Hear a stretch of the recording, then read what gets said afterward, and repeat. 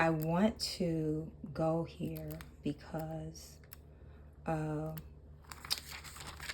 all of the talk that I've been hearing about the rapture, right?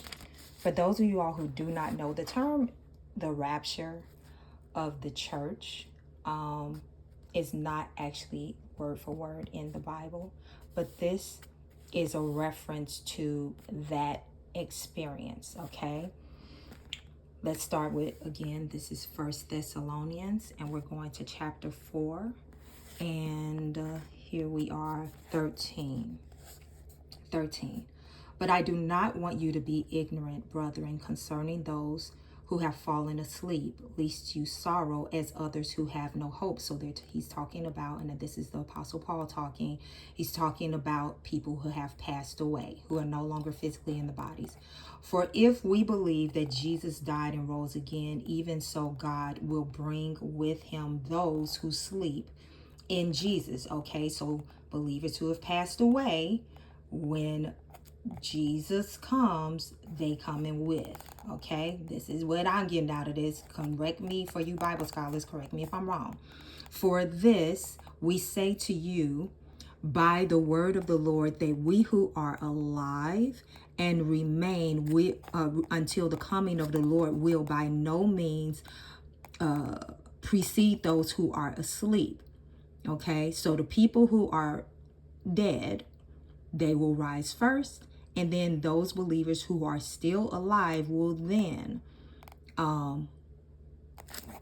they won't precede. Okay, for the Lord himself will descend from heaven, him coming down with a shout, with the voice of an archangel, and with the trumpet of God, and the dead in Christ will rise first.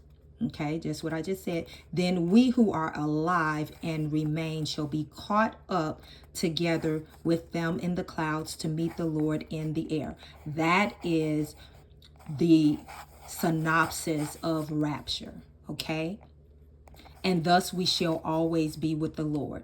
So the people who are dead in Christ rise first. When the Lord descends down, people dead rising first, and the believers who are still alive will be caught up after them and meet up in the air. That is the description of the rapture. Now, and I have to find it, but I think it's in Matthew somewhere. We don't know exactly when that is going to happen. Okay?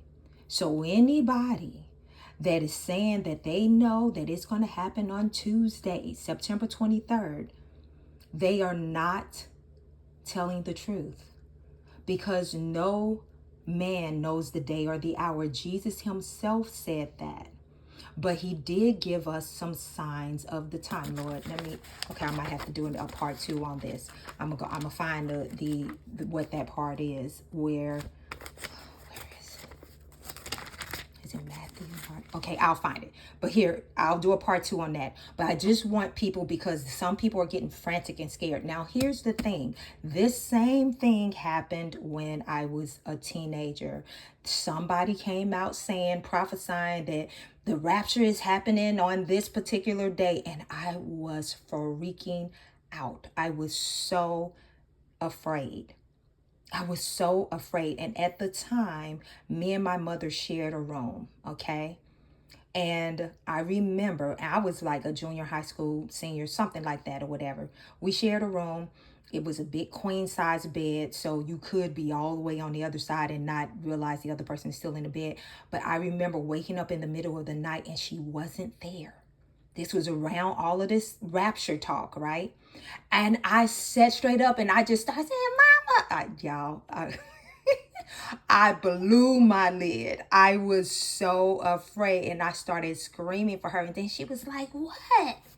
She was in the living room. My mother would get up in the middle of the night and she would go pray. This was her ritual, okay? But because of all of the rhetoric that was going around everywhere at that time, I was so afraid that the rapture was going to come and I wasn't going to make it. Not that I wasn't a believer or whatever, but it was just this fear. It was scary. It was a scary thought. This is why we have to get in the word for ourselves.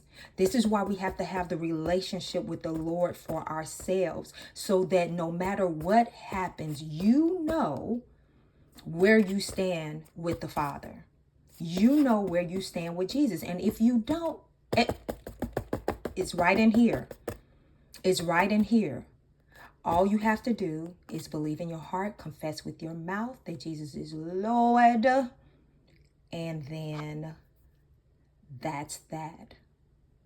It is not about the works. It is not about how good or bad you are. Now, once you receive him, of course, the whole idea is you renew your mind and you change your life. You change your behavior to line up with this word. But you got to get in this word for yourself. This is what we all have to do. Otherwise, anybody can say anything and have you popping your lid and walking around fearful and afraid. I will say this, there are times that God is warning his people, and there's been a lot of voices. Now, you see this water right here? This is a big 28-ounce mason jar of water. Now, I've been hearing so much online about, survival kits, and you need to prepare for this and prepare for that and all this kind of stuff. And I'm not going to lie, the junk has been a bit overwhelming for me.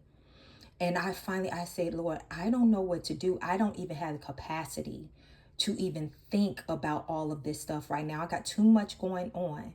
And I had a conversation with a friend, and they were like, first of all, and this is what I also know, that God does not give us a spirit of fear. It's in the word. But of peace, love, and a sound mind. If you are listening to people and it's not where you feel like, oh my gosh, I'm so glad I got that confirmation, that comforting. I'm so glad I got those instructions. It's resonating with my spirit. This is what I already felt. But if you're feeling fear, you're feeling a disruption of peace, then that's not the Spirit of God. But what I did was I had a dream that I have an extra refrigerator in my basement. And in this dream, and I had it multiple times, I was going down to the refrigerator and I opened it up and it was filled with mason jars of water. Mason jars of water. And I had the dream again, and then I had it again. And I finally was like, okay, Lord, are you telling me I need to put some mason jars of water? And so guess what? Sometimes when we're talking about how do we hear the voice of God, the voice of God is that still small voice. It's not the loud, aggressive, rambunctious, windy tsunami. That's not how God communicates to his children. He talks in dreams. He talks in visions. And sometimes it just sounds like a thought. But when that thought keeps coming to you, don't ignore it. That dream kept coming to me. So guess what? I used the mason jars I already had, and I went and got some more. And I'm going to fill up my refrigerator in the basement with mason jars of filtered water. I don't know why. I'm just going to do it because I feel like God is telling me to do it. I share that with you. Okay.